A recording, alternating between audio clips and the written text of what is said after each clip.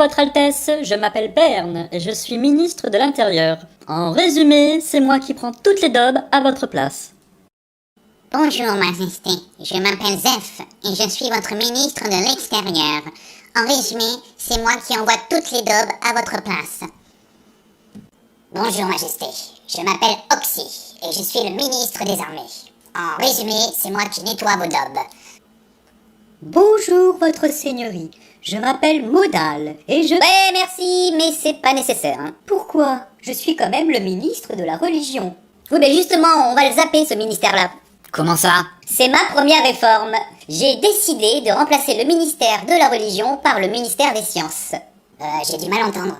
Ça tombe bien, la science c'est lui. Nous allons réunir ces deux disciplines et... Non merci, c'est bon. Allez en paix. Vous n'êtes pas sérieux? Bien sûr que si, ça fait des milliers d'années qu'ils nous font chier, alors faut tirer la chasse. Vous ne pouvez pas faire ça. Pourquoi? Le roi c'est moi? Il vous pardonne, petite chenille.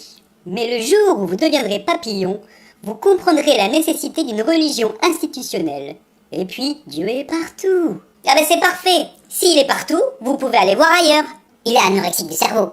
Je vous préviens, s'il part, je pars avec lui. C'est vrai que vous en avez fait des guerres tous les deux, hein. Et j'aime bien votre solidarité. Vous partirez avec lui. De toute façon, ça tombe bien, je voulais vous remplacer par le ministère de la Culture, alors... Vous débloquez. On a besoin d'armée. Mais pourquoi? Ça fait un bail qu'il n'y a plus de guerre. Vous avez raison, sire. Mais si les autres royaumes apprennent que nous n'avons plus d'armée, ils vont nous croquer saignants. Ah ouais, j'avais oublié les autres.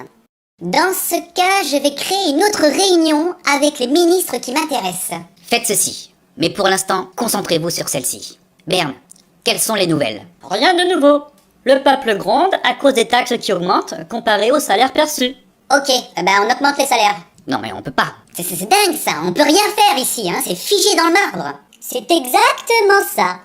On doit restaurer le palais et le marbre est très onéreux. Ben on n'a qu'à prendre du bois. Criminel! Et vous dites, bon.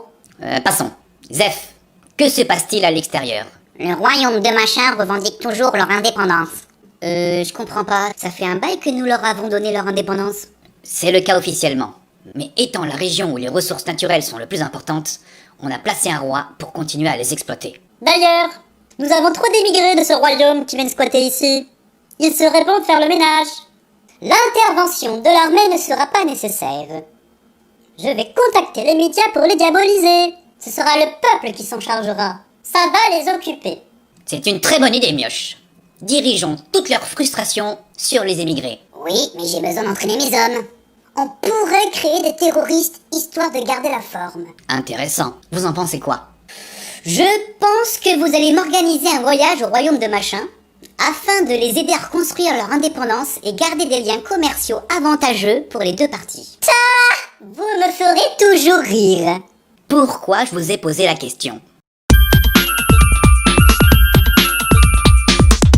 Il faut éliminer ce roi au plus vite.